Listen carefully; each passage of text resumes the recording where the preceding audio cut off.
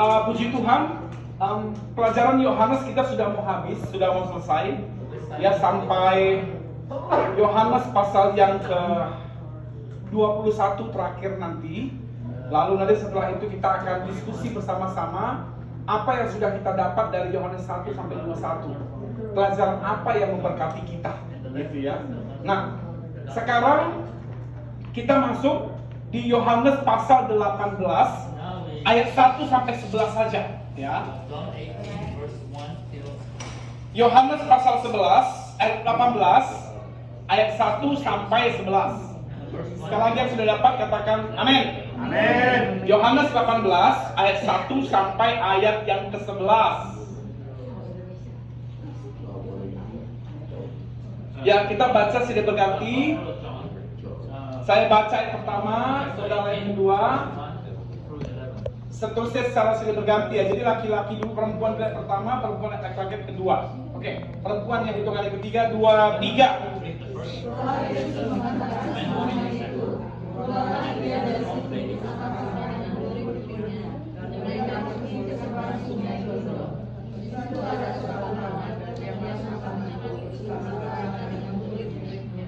Yudas yang mengkhianati Yesus tahu juga tempat itu, karena Yesus sering berkumpul di situ dengan murid-muridnya.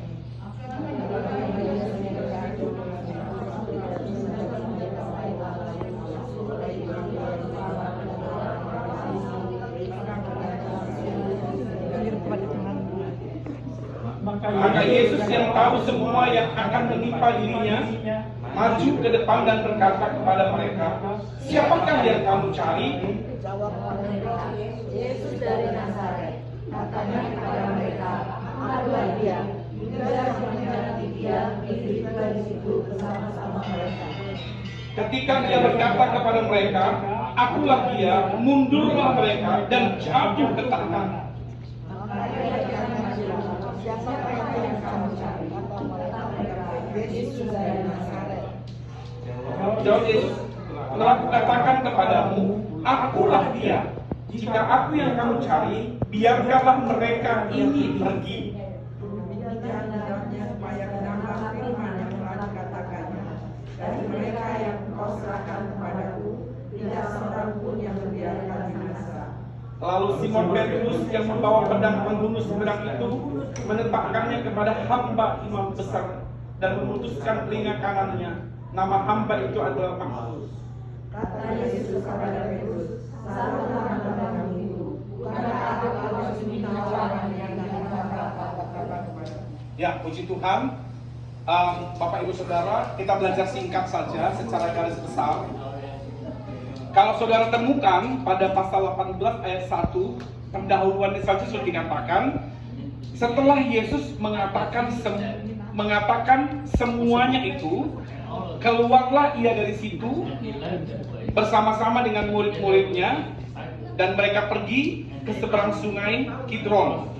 Ya, jadi setelah Yesus mengatakan semuanya itu, apa yang dikatakan Yesus? Jadi sepertinya ini ada satu kesimpulan yang sudah disampaikan oleh Yesus. Jadi yang pertama adalah, kalau kita lihat pada pasal yang terdekatnya adalah, di situ adalah pasal 17, di mana doa Yesus untuk murid-muridnya. Kenapa Yesus berdoa untuk murid-muridnya? Kita perlu tahu dong itu. Karena apa saudara? Karena di pasal 17 ini, setelah Yesus berdoa untuk murid-muridnya, pasal 17, di pasal 18 dia ditangkap untuk disalibkan. Nah, Yesus berdoa untuk murid-muridnya. Di situ yang pertama, saudaraku yang dikasih Tuhan, ada beberapa hal yang Yesus mau jelaskan. Ada garansi terhadap murid-muridnya. Yang pertama dikatakannya begini, pada ayat 3 dan ayat 8 pasal 17. Saya baca. "Inilah hidup yang kekal itu, yaitu bahwa mereka mengenal Engkau satu-satunya Allah yang benar, dan mengenal Yesus Kristus yang telah Engkau utus." Ya, lalu ayat 8, "Sebab segala firman yang engkau sampaikan kepadaku telah kusampaikan kepada mereka, dan mereka telah menerimanya. Mereka tahu benar-benar bahwa aku datang daripadamu, dan mereka percaya bahwa engkaulah yang telah mengutus aku. Jadi saudara, dalam doa ini yang Yesus mau jelaskan kepada murid-murid ada yang pertama, diklaim oleh Yesus bahwa murid-muridnya telah benar-benar mengenal siapa Yesus. Itu yang pertama. Murid-muridnya telah percaya siapa Yesus, bahwa dia berasal dari Allah. Itu yang pertama. Ya. Lalu pada ayat yang ke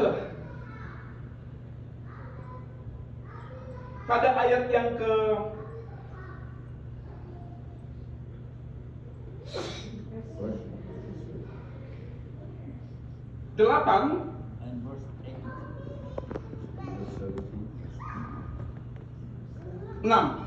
mulai dari 5. Oleh sebab itu, ya Bapa, permuliakanlah aku padamu sendiri dengan kemuliaan yang kumiliki di hadiratmu sebelum dunia ada. Aku telah menyatakan namamu kepada semua orang yang engkau berikan kepadaku dari dunia.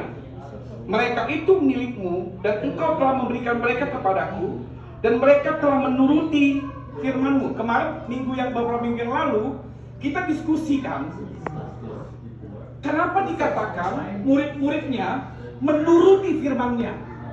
Gitu. Ini kan panjang diskusi kita 2 minggu yang lalu. Murid-muridnya dikatakan menuruti firman-Nya, tapi faktanya setelah Yesus ditangkap, murid-muridnya lari. Murid-muridnya kembali menjadi nelayan.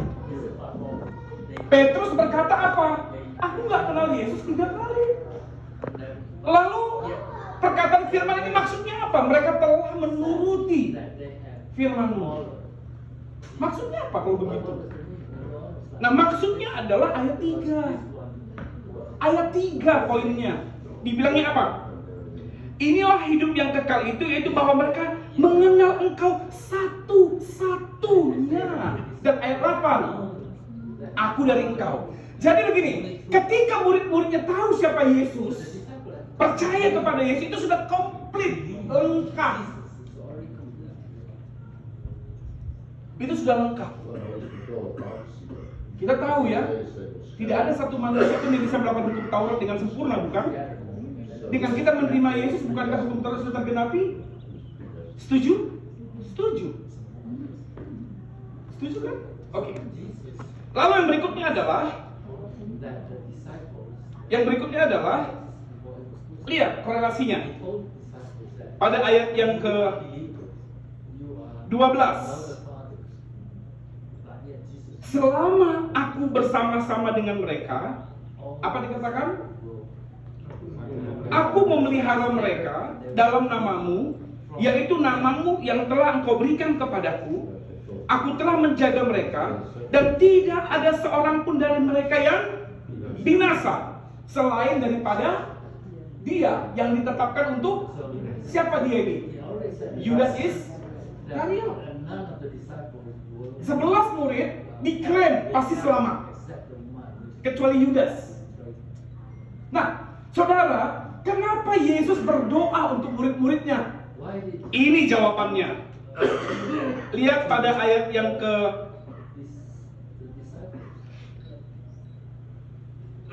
15. Ada yang bisa bantu baca 15? 15. Pasal 17 ayat 15. Kenapa Yesus berdoa untuk mereka? 15. Coba lihat. Aku tidak meminta supaya engkau mengambil mereka dari dunia, tetapi supaya engkau melindungi mereka daripada yang jahat. Ini jawabannya. Kenapa Yesus berdoa untuk murid-muridnya? Yesus tahu kalau murid-murid ini akan memberontak, Yesus tahu murid-muridnya akan bilang, aku nggak kenal kamu. Yesus tahu kalau murid-muridnya akan kembali menjadi nelayan. Yesus tahu waktu nanti dia bangkit, mereka nggak percaya akan kebangkitannya. Dia tahu. Tapi satu yang Yesus bilang apa? Mereka sudah percaya di dalam namaku. Dan tidak ada yang binasa. Maka kata Yesus apa? Aku tahu mereka akan berkhianat. Aku nggak akan ambil mereka dari dunia ini. Karena sudah kuklaim keselamatannya. Paham sekarang? Dapat. Kita kan debat kemarin ya 2 minggu panjang lebar kemana-mana ngomong ke ujung bumi kan, gitu. Kemana-mana gitu ngomongnya, ngawur semuanya, gitu. Di sini semua jawabannya kan, terus kemana-mana lihatnya.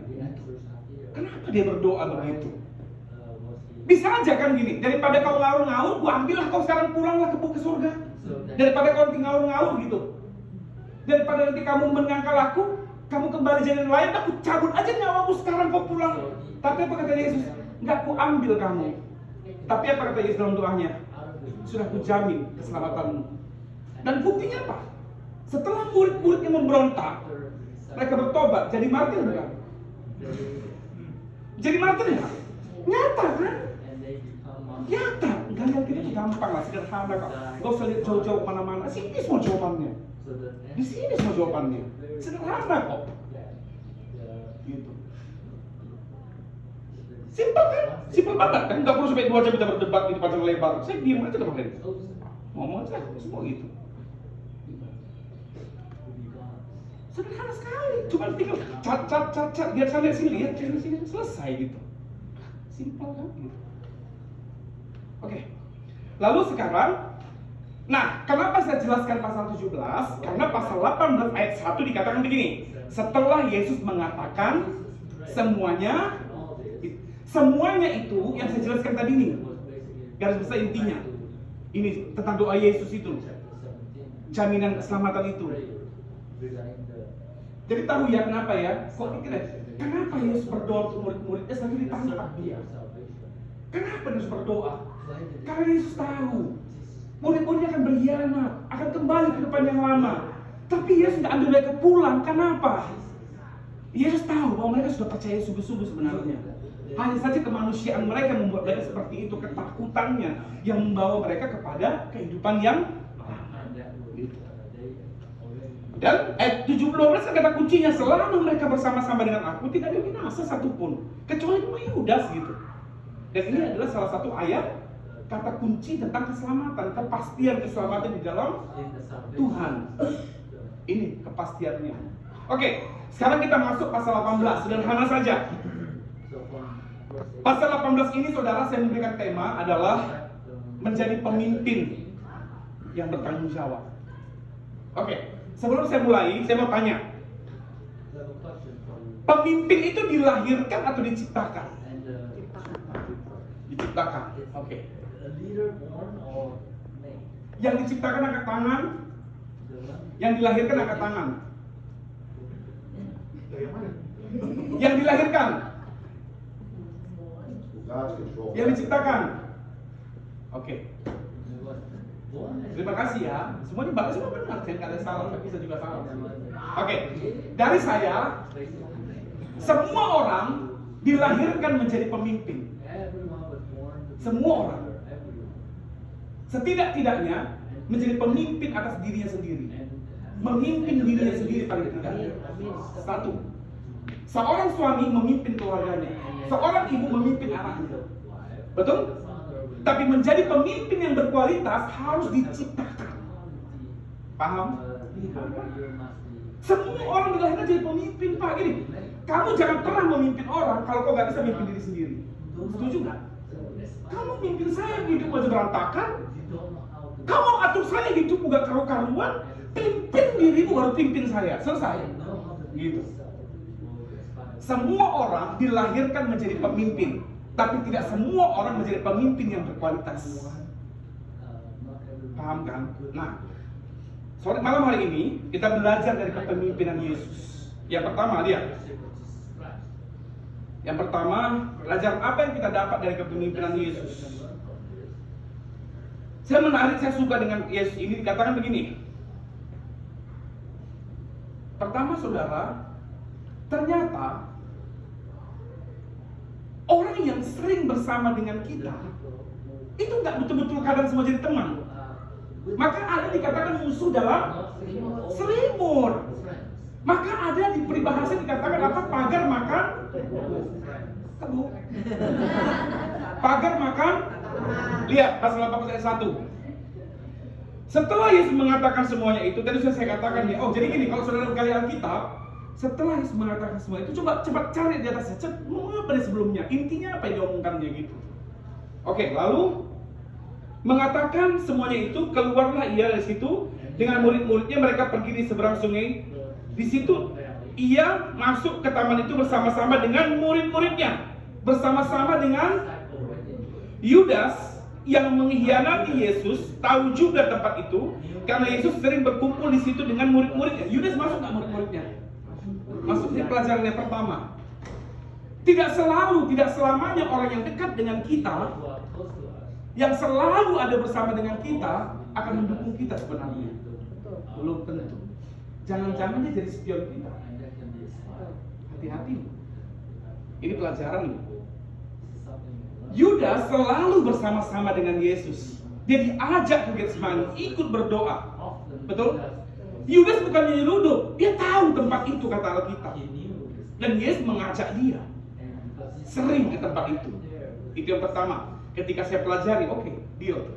Itu yang saya dapat. Lalu kita lihat lagi. Ya. Yudas tidak bermental bagus.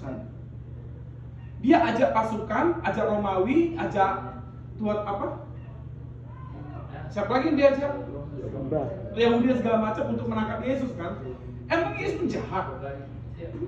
Gitu. Nah, kalau saudara temukan dalam Yohanes 18, saudara tidak menemukan dalam Injil Sinoptis, gitu ya, bahwa mereka bawa pentungan, gitu ya. Gak dibilang ada serdadu yang banyak apa gitu, nggak ditemukan gitu kan ya. Lalu di Injil Yohanes tidak juga dibilang sampai berdoa menangis keluar air matanya dan segala macam. Yohanes tidak sampai sedetail itu karena bagi Yohanes, Matius, Markus itu sudah cukup jelas menulis bagian itu, sudah cukup jelas, makanya tidak menulis itu lagi gitu. Nah, tapi apa yang saya mau sampaikan di sini? Di sini saudara, saya belajar dari kepemimpinan Yesus. Pada ayat yang ketiga, coba kita lihat.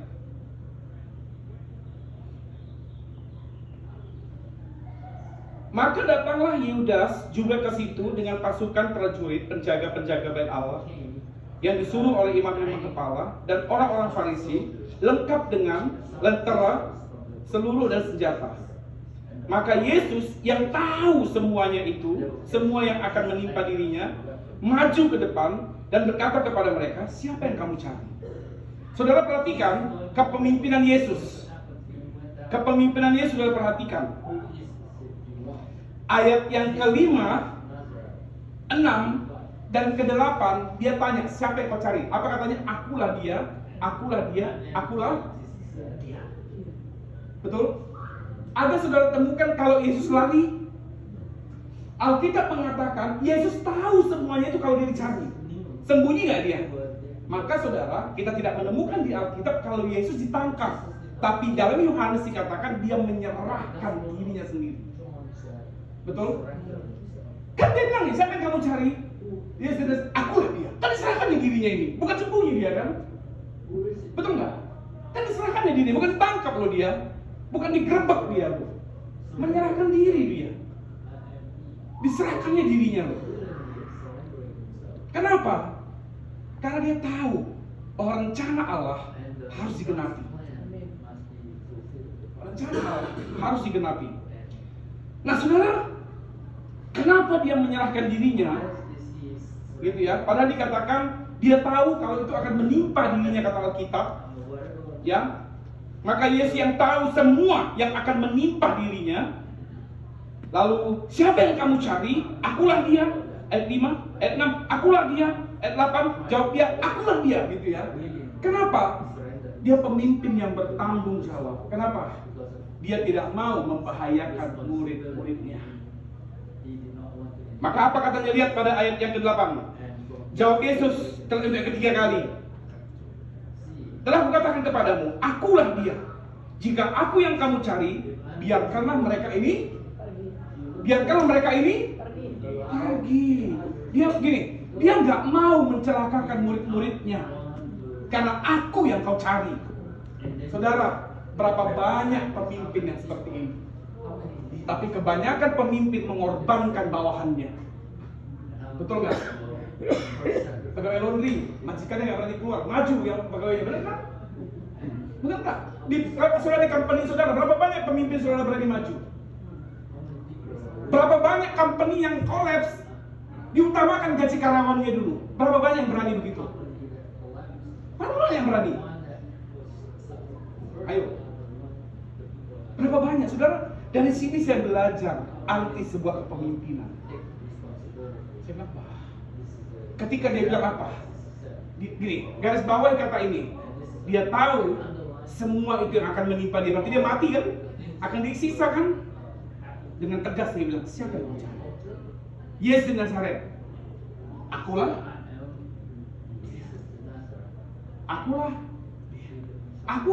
dia. Biarkan murid-muridku pergi. Lepaskan. Lalu, apa kaitannya ayat 9? Demikian hendaknya, supaya genaplah firman yang telah dikatakannya. Dari mereka yang engkau serahkan kepadaku, tidak seorang pun yang akan binasa. Yang kedua, seorang pemimpin yang baik tidak hanya pasang badan, tapi seorang pemimpin yang baik dalam kondisi genting sekali apapun, dia tetap jamin keselamatan pengikutnya. Dijaminnya 9 kan? Dijaminnya 9 ini loh. Kan ini kan genting ini. Karena banyak serdadu menangkap ini. Apa kata 9? Demikianlah hendaknya, supaya genaplah firman yang telah dikatakannya. Dari mereka yang engkau serahkan kepadaku, tidak seorang pun yang akan kubiarkan binasa. Kubiarkan binasa. Yesus mau bilang ini, dalam kondisi sesulit dan seberat apapun, keselamatanmu jamin. Dan ini juga bicara tentang kepastian keselamatan di dalam Kristus Yesus. Kepastian. Jadi saudara, apapun yang kita hadapi, pergumulan apapun yang kita hadapi, ekonomi, masalah surat tinggal, masalah driverless itu kecil. Kalau cuma surat driverless itu kecil, Pak. Masalah ekonomi kecil, masalah kehidupan kecil, ya, kesehatan kecil. Apa kata Yesus? Keselamatanmu, jiwamu sudah ku jamin. Apalagi, apa yang kurang? Kemarin saudara kita tahu di Indonesia heboh, penyanyi rohani masih muda umur 21-22 tahun, kembar meninggal. Hanya beda 3 tahun meninggalnya dengan cara yang sama, serangan jantung.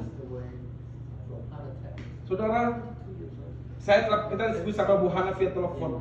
Bu Hana apa yang dapat? Oh, ini kami sharing di Bu Hana. Saya bilang saya dapat apa? Yang saya dapat begini. Yang saya dapat, saudara, yang waktu saya dapat dari itu saya tanya Tuhan, saya bicara sama Tuhan dalam doa saya. Dan saya cuma ingatkan Tuhan begini.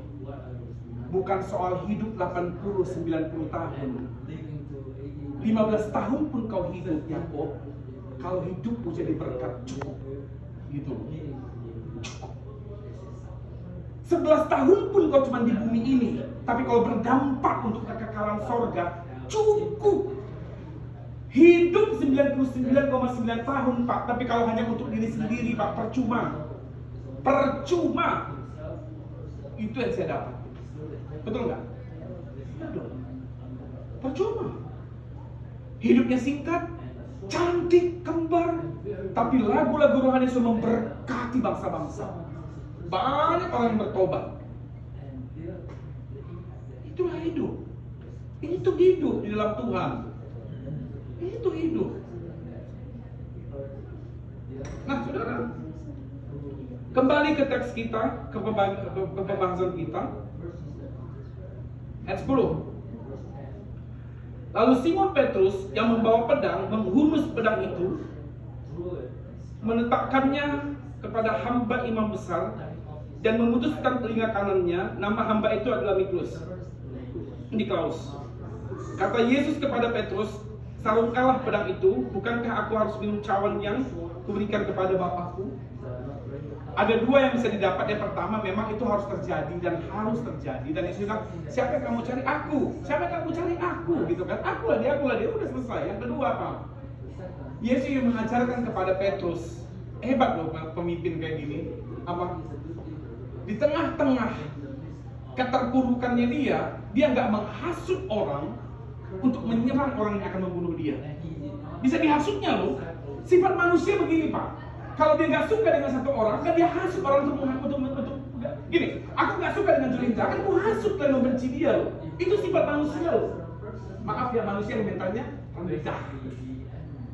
Mentalnya rendah begitu. Nggak suka dengan satu orang, dihasut semua. Tinggalkan orang seperti itu. Jangan mendekat dengan orang seperti itu. Betul. Nggak ada gunanya berteman dengan orang seperti itu. Habis, saudara. Habis. Tapi Yesus lihat. Apa yang dilakukan Yesus?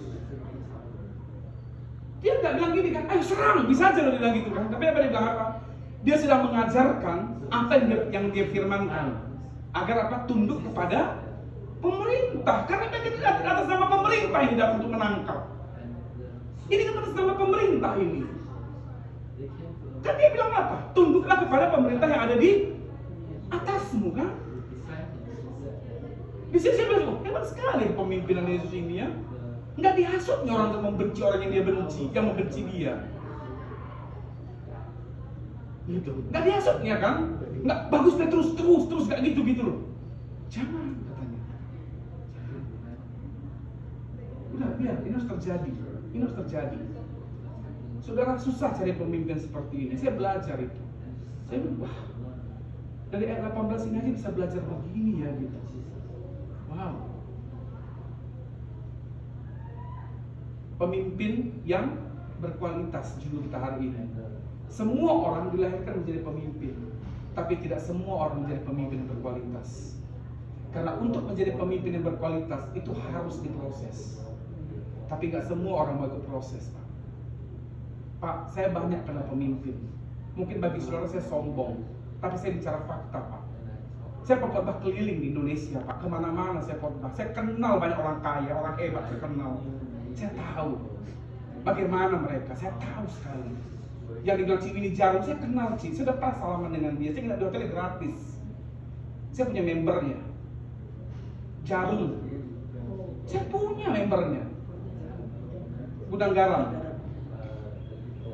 Sido Muncul. Kami punya membernya semua.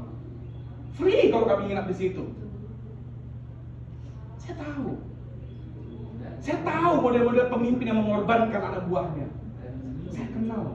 Gak usah jauh-jauh lah. Banyak orang tua juga yang mengorbankan anaknya kan. Banyak kan orang tua yang mengorbankan anaknya kan. Banyak kan suami kan begini, Pak. Waktu dia lagi bisnis, istri nggak boleh ikut campur. Waktu udah mau bangkrut dan kolektor telepon, istri yang maju. Istri yang maju cuma angkat telepon, nggak ada pilihan kan? Apakah itu pemimpin yang baik? Apa? Banyak. Saya kan pendeta, Pak, banyak konseling sama di Indonesia begitu. Ketika company-nya mulai kolaps, gaji kamu ditunda. Ownernya keliling dunia, karyawannya nggak karu-karuan, gaji kasih kecil, ditekan, banyak. Sudahlah, saya kenyang itu, kenyang. Cukup tahu saya. Tapi di sini nggak ada. Kalaupun ada, bertobatlah. Ya, karena tema kita pemimpin kan. Saya juga pemimpin di ICC. Dan saudara yang menilai kepemimpinan saya. Kalau saya menilai saya bilang 100. Tapi mungkin di mata saudara saya 0. Saya nggak tahu. Kan saudara yang tahu. Gitu. Anak saudara menilai saudara mungkin bapak yang super. Belum tentu juga menurut saudara. Tapi menurut anak saudara belum tentu. Mungkin saja bagi anak saudara Anda papa yang pilih kasih. Siapa yang tahu? Tanyalah anakmu apakah kau pemimpin yang baik. Anakmu tanya. Jangan tanya dirimu, pasti bagus kau bilang.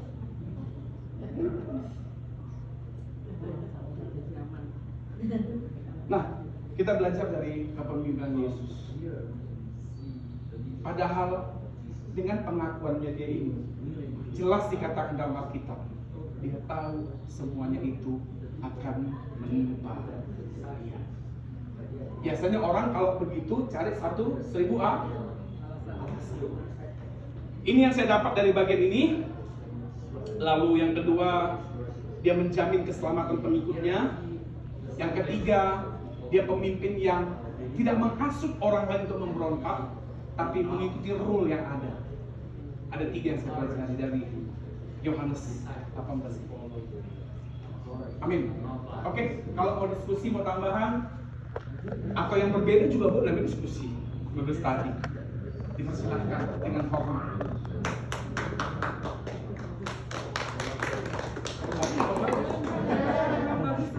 Kalau ada yang mau bertanya silakan. Udah puas ya? Udah puas belum? Udah puas?